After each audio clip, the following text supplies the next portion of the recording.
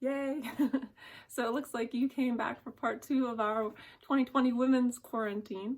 I still think we have so much to learn together and so much more to share with you. I do believe we're on a quest, and I know that God planted some seeds in our first section that are going to start germinating in this section.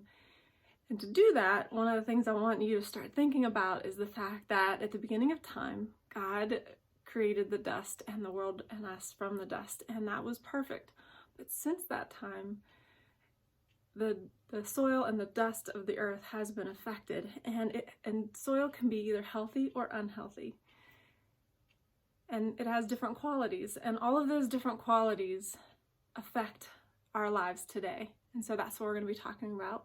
If you had time to go over the handouts that are on the website, there should have been some really valuable verses for you to ponder and ask the Lord to show you some wisdom over.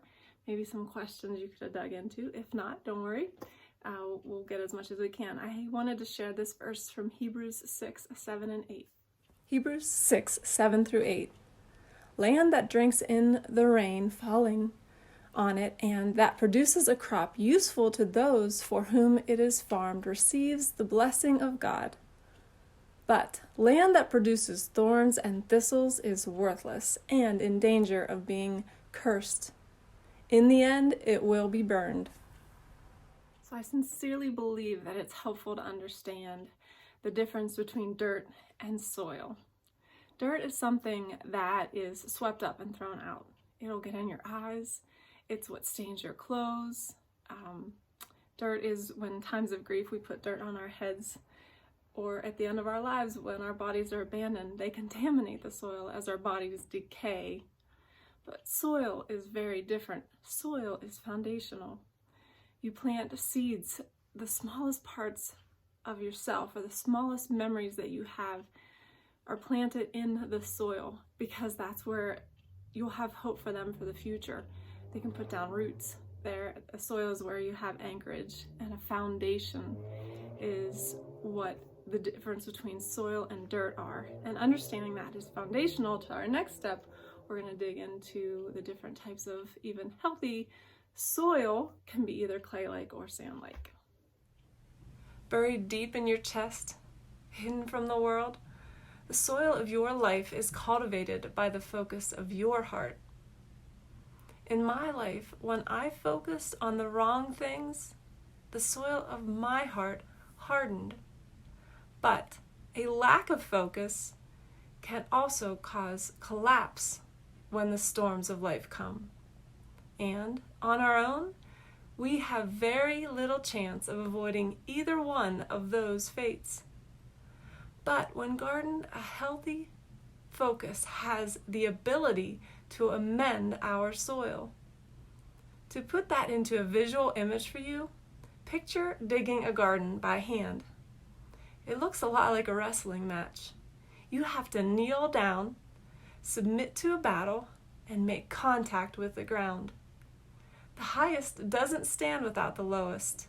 There must be roots below as well as sunlight above, and the roots must be grubby, C.S. Lewis tells us. If you want things to be beautiful in your life, you have to kneel and work for them. At the beginning of time, we were formed from the dust. The soil was perfect, but since the fall, it's a battleground. Okay, so let's talk about the different types of soil. For the purpose of our time, we're going to focus on just clay-like or sand-like soil that make up the ground, the dust, where we work.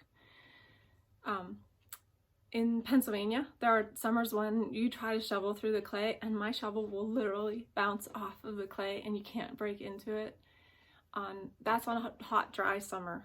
On wet summers, though, the opposite will happen, and I'll be trying to shovel and it'll suction my shovel down into it and I can't even get it out. Like, we've seen tractors with all of their power have their entire back part of the things get sucked down in, and they can't go anywhere and they can't be productive because of clay's iron grasp on the soil, on what's in it. Clay also tends to cling to water and micronutrients. It has it present, but it's not going to let it go, so that when things are trying to grow in it, the soil and the things growing it itself get stagnant, and it can even smell bad. So if I'm going to be either a clay-like or a sand-like soil, because that's what makes up the dust that's in me, I can tend to be more of a clay-like person. I can be obstinate a little bit and unapproachable, even when I don't mean to be. At times, I'm the opposite of that though, and I will cling to something or someone that gets close to me even when they try to pull away, and I will suffocate them. At different times in my life though, I can be jealous of people with sand-like soil. Sandy soil, as you know from when you go to the beach, falls apart really easily. It doesn't hold on to water. It doesn't have any nutrients in it. It heats up really, really quickly and cools down really, really quickly, so that things that are growing in it tend to struggle to survive. People with this type of constitution tend to act like nothing gets to them and they don't really care. But the consequences of their actions can seem like an afterthought. They don't really care. But with the perspective of age, what we know, or what is obvious about someone with a sandy-like constitution, is that they leach away everything of value around them. When life heats up, things will struggle to survive in the soil of their environment. Their foundations fall apart really easily when the storms of life come as well. So keep those things in mind as we dive deeper into the soil and how it affects our relationships. Because gardens only come into being because of relationships. And that is why they make such a difference. To have a garden is to have a relationship. A garden comes into being because someone confronted the soil, the sand-like and the clay-like soil. They turned it over and they mixed those two things up to enrich the soil. They pulled away established roots and they dealt with the thorns. Again, they turned the soil and then planted beautiful things that they wanted to last and that they loved and they thought were worth sharing. Boundaries have to be defined, and growing things need pruning and training to grow well. Then, water, light, air, and fertilizer are necessary for anything to thrive. You see, if we are going to share anything in life, a relationship is going to exist. And relationships are a lot like gardens. Gardens come with both weeds and flowers. They're a lot of work. But if given time, they're very rewarding. What relationships also have in common with gardens is that each person's soil influences what grows and brings both the good and bad qualities, their gifts and their shortcomings, into every relationship. Yet what keeps a garden beautiful is a relationship. If a gardener stops taking care of the garden, it disappears. A gardener has to remain, and the same is true for any of our relationships. To have anything beautiful, anything meaningful, a relationship has to exist where two people are present in it. Now consider this, because it's important. Healthy relationships amend our soil. If in a garden, when you have clay and you add sand to it, or if you have sandy-like soil and you add clay to it, the addition of what was missing enriches the soil, and the same is true for the soil of a person's heart. The differences of other people add what is lacking to us. Okay, so how does this apply to our lives? What I'd like you to do is think about your most valuable relationship, your closest friendships right now anyway. You'll have one friend that'll help you to relax, and another one who reminds you to stay strong when you're falling apart. You'll have one friend who helps you to let go, and others that remind you what matters and helps you to focus on what's really important. At different times in life, we need those different types of people to help us find balance, don't we? Some friends help us to remind us to laugh and not take ourselves so seriously, and yet we'll have another friend who helps us in times of grief, and we're picking up the pieces. And often those are different types of different people, and it's good that no one person can do all of that for us, or what we might do is put them in the place of God. And I'm not discounting our need for God, but even God said at the beginning of time, in a perfect world, he said it was not good for man to be alone. I love Tim Keller's take on this, and he is a pastor in New York City, which is one of the most densely populated places in the world. Relationships are really important, and they need to be healthy there for people to get along. But he points out that Adam was lonely because he was perfect, because he was like God. He says all of our other problems arise because of our imperfections, but we battle loneliness because God made us like himself. We were designed for fellowship, for friendship, and for community. Okay, so think about the relationships that most intimately formed you. How about with your siblings?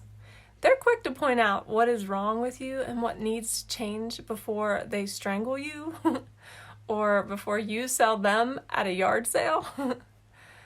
My husband and I have been married for 25 years. There are moments that we give each other the best parts of ourselves, but I am sure there are a few moments in our marriage when he wished that he had a pickaxe to deal with my stubborn heart.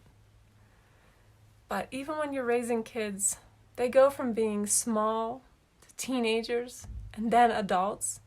They teach us everything from the wonders of the world to patience. They see themselves through our eyes, and their soil is affected by the way we cultivate their hearts. Yet our relationships with them are invaluable. In fact, we need relationships with other people because we need God. And in a community, we are able to know God so much more deeply than in isolation. And yes, we are seeing now how God can use isolation at times to still and heal his people. He'll use it so that we can wrestle one-on-one with God. Then, when we rejoin healthy relationships, it improves our lives. Farmers even do this when they allow fields to rest for a year. They're untouched for a time, and they rejuvenate, and it's vital to the soil's health. Written in the soil of your heart is your need for relationships. But usually when something is amended, something is taken away to improve it. Maybe our need for control or to be right is taken away as we're amended. When my heart starts hardening again and strangling my joy, I think about Jesus, and I remember how he knelt in the soil and wrote something. Everyone dropped their stones. But when amending the soil, it is the addition that improves it. And I am pointing to the addition of relationships in our lives, not just friends. It might be a mentor or a teacher or the author of a really good book. But it could be an opponent or a person who competes against you to make you work a little harder to be better than you presently are. Yet it could be the community of people with whom we work, because together we are able to build something that no one individual could build alone. Bridges and skyscrapers can't be built by individuals. Okay. If we were going to meet, one of the things we were going to do was watch a movie, and I couldn't decide if we should watch Tolkien or The Fantasy Makers. Both of them are really good, and one focuses on J.R.R. Tolkien's life. The other one focuses on both C.S. Lewis and J.R.R. Tolkien's relationships and the relationship they had with each other. But C.S. Lewis tells this story, and I thought it was adds to our idea of relationships, about how when he was growing up, so many of his generation was lost during World War I especially, and then World War II. And he said it seems like that because the group that he grew up with and the group of kids all grew up together, when one of them was lost, it was almost like they should have been able to have more of the people who were remaining, and they would be closer knit. And he said that wasn't what he found. What he actually found was that as one person was lost or another, the group actually lost its value, because what one person could do when he would tease someone or would bring up an argument or challenge someone or make someone laugh, when that person passed away and was no longer a part of their circle, it changed the whole circle, and the whole group was diminished by the lack of another person. And so that's just one of the things that relationships do to enrich our lives. The closer a circle and the deeper the relationships, the more value it adds to our everyday lives. So keep that in mind. Together in communities, we have so much more to offer than in isolation. Healthy relationships add what is lacking to the soil of a man's heart, but that doesn't make relationships easy. In fact, just the opposite. Yet I think if we are honest about this time of isolation that we're presently in a lot of ways, the connections and the contacts that we have with other people truly did and do enrich our going out and coming home. It's nice to get a hug and gather in worship, laugh across the table, or engage in conversations that challenge the way we think.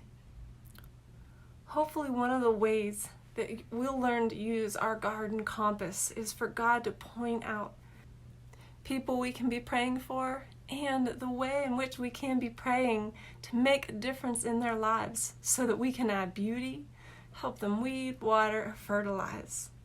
So far we've talked about the value of gardeners, the power to cultivate, weed, and water us as we are growing.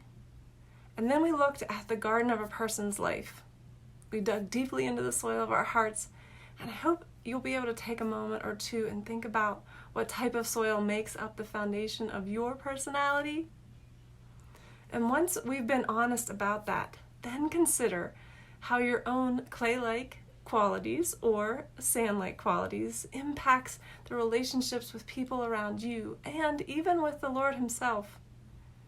As we branch out into the world, the relationships around us make a huge impact on the garden of our lives. It's important to be very honest. If understanding our own heart is tough, as the Bible points out in Jeremiah 17, and it says, "The heart is deceitful above all things and beyond cure. Who can understand it? I, the Lord, searches the heart and examines the mind." God had a plan for the garden of our lives, and He is after our hearts. But Socrates says, an unexamined life is not worth living.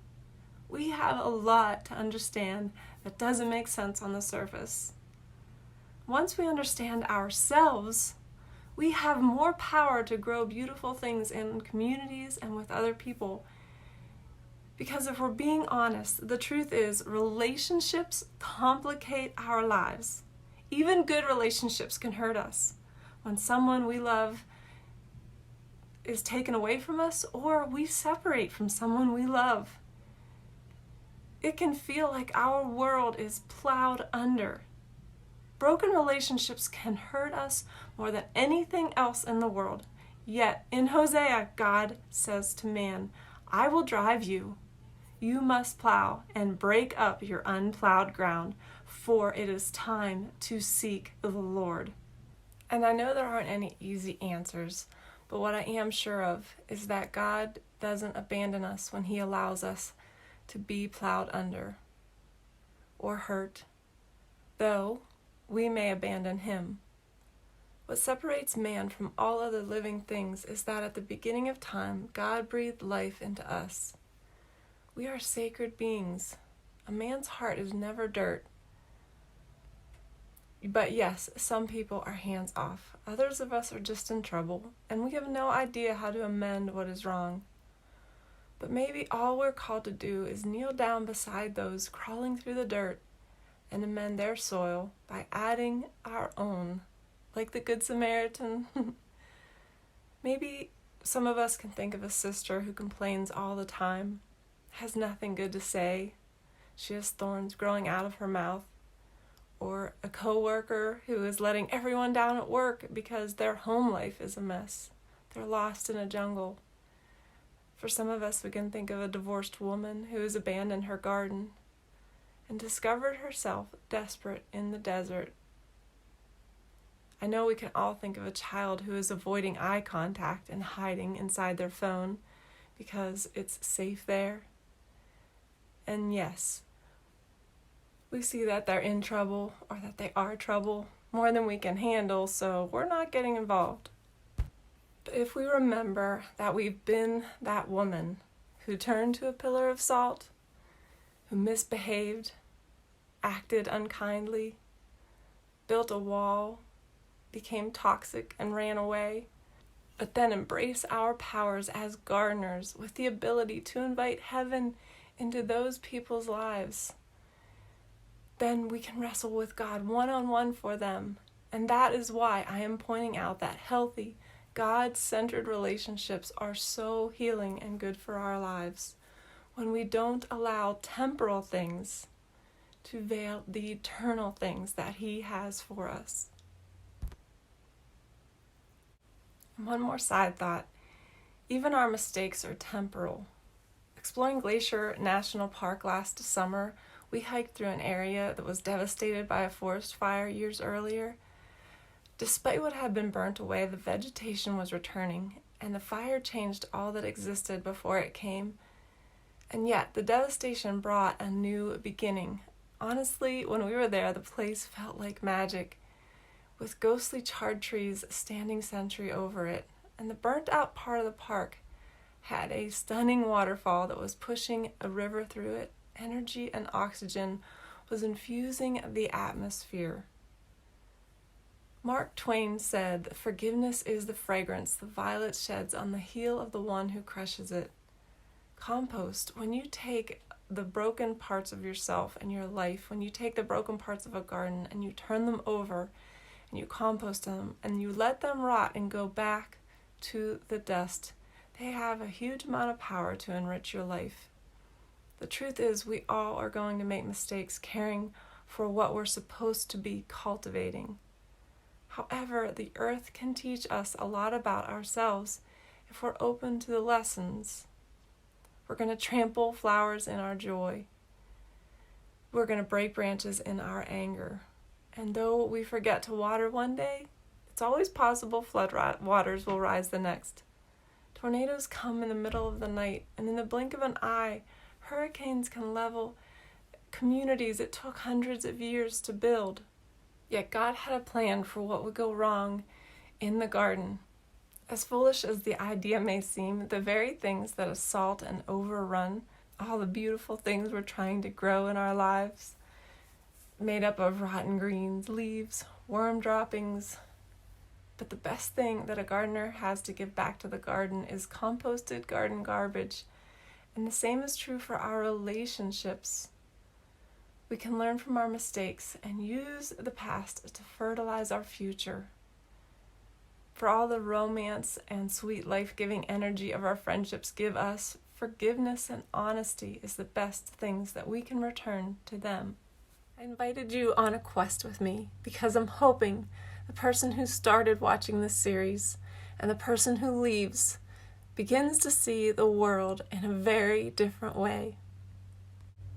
God used the memory of a rose that bloomed in the middle of winter to remind me of Himself.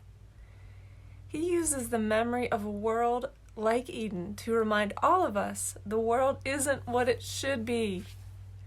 He didn't walk with us through that beautiful place, show us everything beautiful about it, and then declare, "You'll have none of it." The memory is a compass. It's a memory of Him, of a perfect relationship. He then made us gardeners so that when we lost Eden, we had the power to cultivate beauty we once knew in it and use it to cultivate the relationships that He left other people here for us to have. We need others like a garden needs sunlight and water to balance the dust from which we came, to balance our own personal joys and sorrows, hurts and unforgivenesses, because relationships amend our soil. In a garden, when you add clay to sandy soil, it helps the sand to hold moisture. It adds structure and nutrients. When sand is added to clay, the addition of sand improves the pathway for water and air as it flows. It helps refresh and keep the air through it, which keeps it from getting stagnant. The sand breaks the iron grasp that the clay has, and it helps the soil to breathe. Jesus offered the woman at the well living water because so often no one sees when we are struggling to breathe and life gets hard.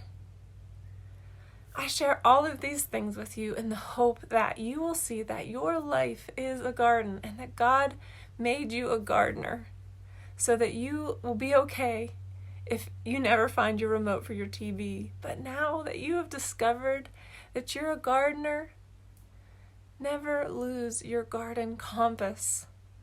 When you see a flower blooming, feel the sun setting, smell the rain falling, hear crickets chirping at night, or touch a moss-covered rock, let those things connect you to God's original purpose for your life and His love for you. No, gardening isn't necessary for survival, but it does make survival worthwhile, and the same is true for our friendships. Stole that from C.S. Lewis.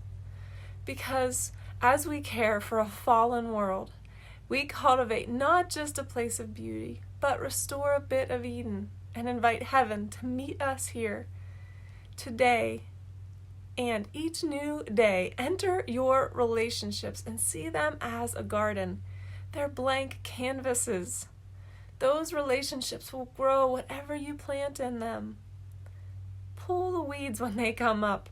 Remember how important light and water are for survival. God will be waiting each day beside the waterfall. Meet Him in your quiet time. Walk beside Him. He'll make sure that you don't get lost, and you can tell Him about the snakes.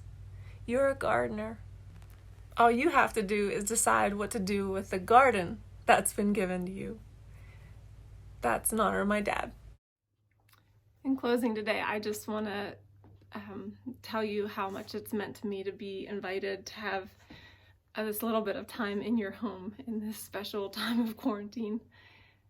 And I hope that from our time together that you've seen yourself differently, your purpose and your power because you are a gardener, that you remember you came from the dust and that God can do a lot of really neat stuff with the dust. And even though some of your friendships can be tough and people you meet, you won't give up on them as quickly because you're like, God brought those person's qualities into my life for a reason. And the things about me can enrich their life if given time to go through the time of plowing and to get used to each other and enrich each other's lives. Thank you for being here. If you have a minute, you should look into Philippians 2:14 through 16, where God says that we're stardust. I'll just leave it at that. Look it up. You'll like it. I would love to stay in contact with so many of you. I did spend time writing a book, which I would absolutely love to share, called A Garden Observed, Cultivating a Life. If you order it through this time, I mentioned that you were a part of the women's retreat, and I am selling it for $34.99. It normally is $49.99. And the reason for it being a little bit more expensive is that I spent money to have really high quality printing done so that the pages won't ripple and the pictures will last. And I wanted it to be a blessing to anyone who would receive it for Mother's Day or for Easter or anybody who who likes gardening. On top of that, don't feel like that's needs to be necessary. I post every day on Instagram something inspirational and encouraging. I try to still share all of those wonderful parts of my life, and I love writing, so I'm still writing every day. I love to have conversations on there, and same with Facebook and places like that, so please engage. My website is www.gardenobserved.com, and Facebook and Instagram are both a Garden Observed. Please stay in contact. Call me. Let's go out for lunch. Let's celebrate harvest or talk about your soil. But I would love to build community and friendships, and I hope that even if you and I don't get to become closer friends, that you will join into your community, join into your friendships, and your life is enriched and blessed by our time together. Thank you.